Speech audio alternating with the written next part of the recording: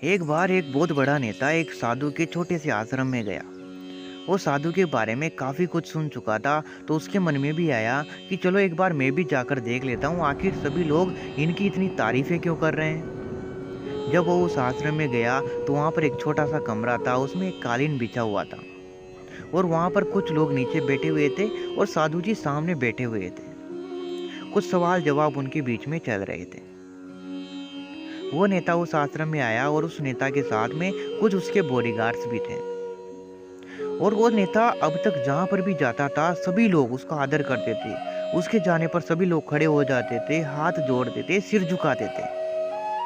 लेकिन यहाँ पर उसके साथ में ऐसा कुछ भी नहीं हुआ।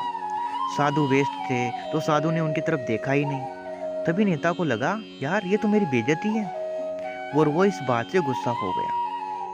नेता ने थोड़ा गुस्से से साधु की बात को बीच में ही काटते हुए कहा, मैं आपसे कुछ बात कहना चाहता हूँ, कुछ आपसे बातें करना चाहता हूँ। साधु ने उसकी तरफ देखा और बोला, आप थोड़ी देर रुकिए, पहले मैं इनके सवालों के जवाब दे देता हूँ, उसके बाद में आपसे बात करूँगा। तब तक आप अगर चाहें तो बैठ सकते हैं।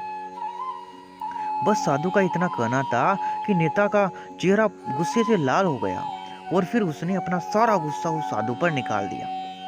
अभी तक वो नेता बहुत तमीज से बात कर रहा था, आप कहकर बात कर रहा था, लेकिन अब वो तू तड़ाक पर उतर आया। नेता ने उस साधु से कहा, तुझे पता भी है मैं कौन हूँ और तू किससे बात कर रहा है।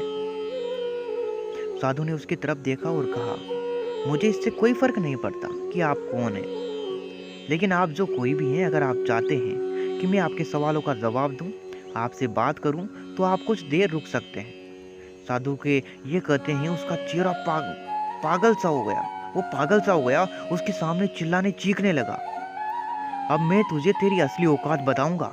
तूने मुझसे पंगा लेकर ठीक नहीं किया, तुझे पता भी है मैं तेरे बारे में क्या सोचता हूँ।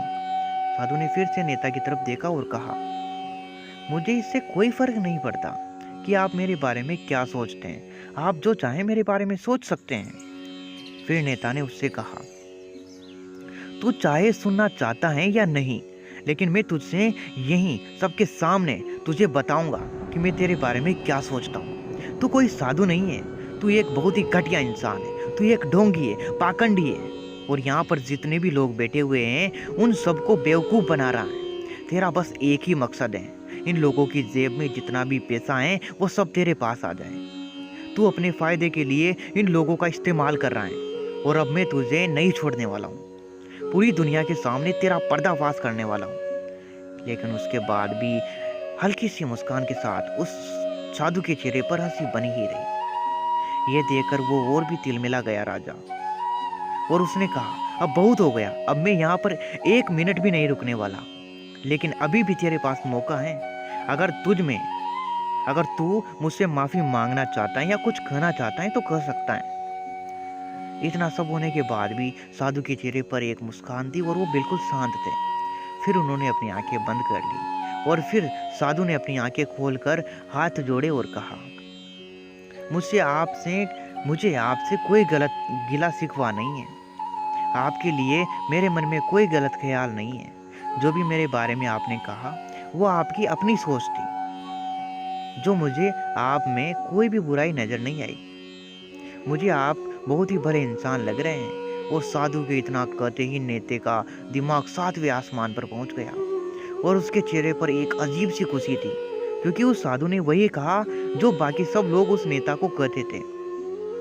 और अब वो खुशी खुशी से आश्रम से अपने घर की तरफ चला गया और जाकर अपने पिताजी के साथ में बैठ गया। उसके पिताजी ध्यान कर रहे थे। उन्होंने अपनी पूरी जिंदगी में अच्छे अच्छे काम किए थे, लोगों की सेवा करी थी, और बदले में कुछ भी उम्मीद नहीं थी दूसरों से पाने की। थोड़ी देर बाद जब उन्होंने अपनी आंखें खोली और देखा उनके बेटे को अपने साथ में बैठे हुए, तो उनके बेटे के चेहरे पर आज एक अजीब सी खुशी थी, और जो आज से पहले उन्होंने कभी देखी ही नहीं थी। फिर उसने एक एक करके सब कुछ बता दिया कि आज उनके साथ में क्या हुआ। आश्रम गया था, आश्रम में उनके साथ क्या हुआ, साधु जी ने उनसे क्या कहा, सब कुछ। जब उसके पिताजी ने पूरी बात सुनी तो थोड़ा सा मुस्कुराए और अपने बेटे को देख करके बोले, उन्होंने तुम्हारी तारीफ नहीं करी बेटे, क्योंकि उन्होंने वो नहीं कहा जो तुम हो, उन्होंने वो कहा है जो वो खुद हैं। और तुमने जो भी उनसे कहा वो नहीं कहा जो तुमने उनसे कहा। बल्कि वो कहाँ है जो तुम खुद हो। यही बात हमारे वेदों में कही गई है बेटा। यथा दृष्टि तथा तथा सृष्टि। ये दुनिया तुम्हें वैसी नहीं दिखती जैसी ये है। ये दुनिया वैसी दिखती है जैसे तुम खुद हो। जिसकी नज़र जैसी है उसके लिए ये दुनिया वैसी ही है। इसीलिए अगर तुम अपनी दुनिया बदलना चाहते हो तो सिर्फ उसका एक ही तरीका है, तुम खुद अपनी नज़र बदलो। दोस्तों, वीडियो देखने के लिए लास्ट तक बहुत बहुत धन्यवाद। और मिलते हैं वापस सुबह 6 बजे। तब तक के लिए आप अपनी ज़िंदगी में खुशहाली से रहिए। Thank you so much.